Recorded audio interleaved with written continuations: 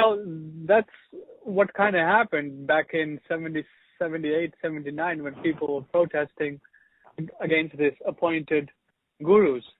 You know, the 11 officiating. Yeah, by that time it's turned into a conversation about who gets to be the next Prabhupada. Yeah. So these 11 were like, okay, you know, we were not appointed to be successor acharyas, but you guys can be gurus also. So that's when Bhakti Sarup Damodar became a guru, Jayadvaita became a guru. This, you know. Jayadvaita became a guru? Oh my God. Yeah. Well, I know. Well, that's Shivram Swami became a guru. Giriraj became a guru. Yeah, but you know why they did it, don't you? Because these dudes were protesting, no?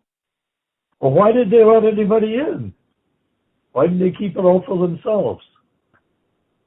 Because they knew it was not going to fly. Well, what wouldn't fly? What part wouldn't fly? Them coming up with papers and documents saying that Prabhupada had elected them to be so-called successor, zonal guru. Well, but they were already successful. They already had disciples, you know. I mean, they could say this is the way it is, and this is what Prabhupada wanted. Why? Because he told me so as he was leaving his last breath. And you're my next choice. I mean, they could say anything they like, right? They're in charge of everything. They're the GBC. So if they were in charge as they like, then why did they expand their guru cult? Yes, that's my question. Why did they expand it? There was a reason they expanded it. I'm not understanding. I thought the reason was that if you can't beat them, join them. So that's what they did. Because they knew that. Well, they didn't want to beat who? If you can't beat the people like Giriraj, then you join them? Or if Giriraj can't beat the GBC, then he joins them? No, I'm saying that there was so much protest between the members who were appointed as officiating acharyas versus the people who are saying that you guys are not qualified to be gurus. So, okay, to calm the waves, they gave them the license to become initiators. Yeah, well, that's definitely clearly part of it. You know, honor amongst thieves. But, exactly. But there was another reason that I was keenly aware of at the time.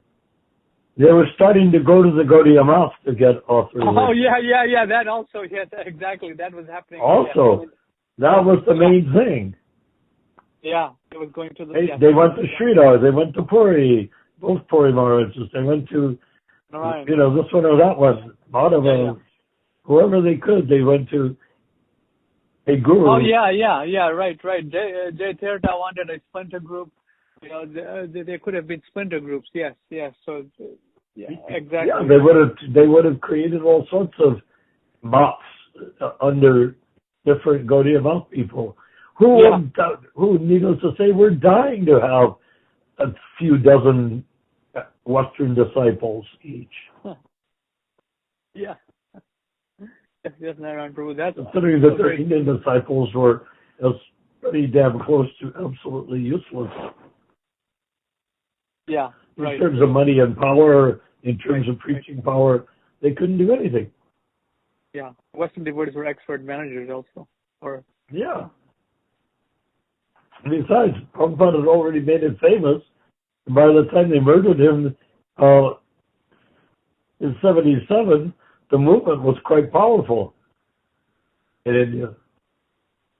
So everybody would love to have had somebody.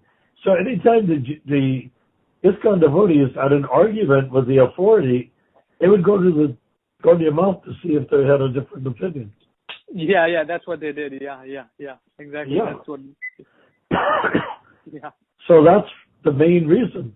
At the beginning, they would not even allow anyone to take sannyas. There were tons of people that wanted to take sannyas under Prabhupada. It may seem ridiculous now, considering that sannyas doesn't really work for Westerners, but at the time, sannyas was like, you're up there, you're right next, you're next to a Vyasasan practically, you know. No, holy man, people will worship you and give you garlands and money.